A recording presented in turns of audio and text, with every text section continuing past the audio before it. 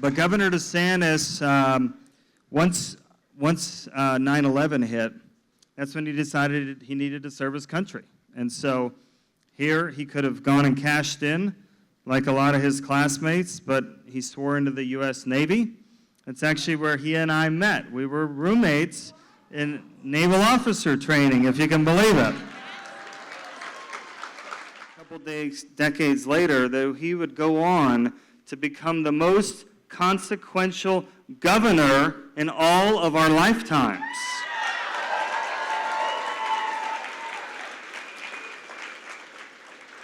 You know, he was elected in his early 40s. He's only 44 right now. So he spent the first 4 years of his 40s with little kids fighting for all of us across the country, whether it was COVID, whether it was Disney, these things. Every time he was faced with the left trying to restrict liberty and freedom, he stood up each and every time. I am not going to just sit around like some potted plant and hope good things happen. I'm not going to sit around like there's a lot of people get elected to office and they don't want to make decisions. They don't want to get involved in issues because it is true. Every decision you make, there's going to be some people that like it, but there's going to be other people that don't like it. So if you're getting out in front of a lot of issues, there may be a lot of people that don't like that in a whole.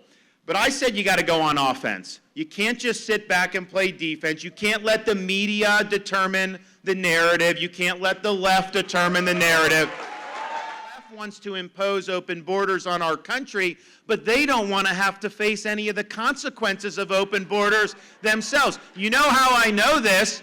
Because we were able to send 50 illegals to Martha's Vineyard. That's how I know this. We've really seen something really incredible over the last few years, and I think this part of the story of the book is, I think, one of hope, because we see so much negative with our country. We got to do what I think is right. My responsibility is to the people that I represent. I got to care more about preserving their jobs than I do about protecting my own political hide.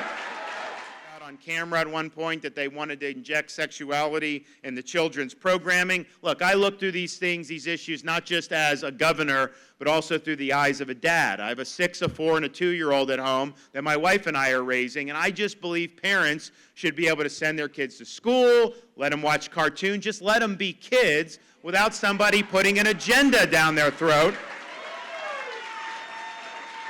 And one of the reasons why I think this book is good is because there's a lot of pessimism, and I talk about the decline of our country in the book, and there's a lot of pessimism out there because it seems like we have a ruling class that continues to ignore what we as Americans want to see out of our national leaders.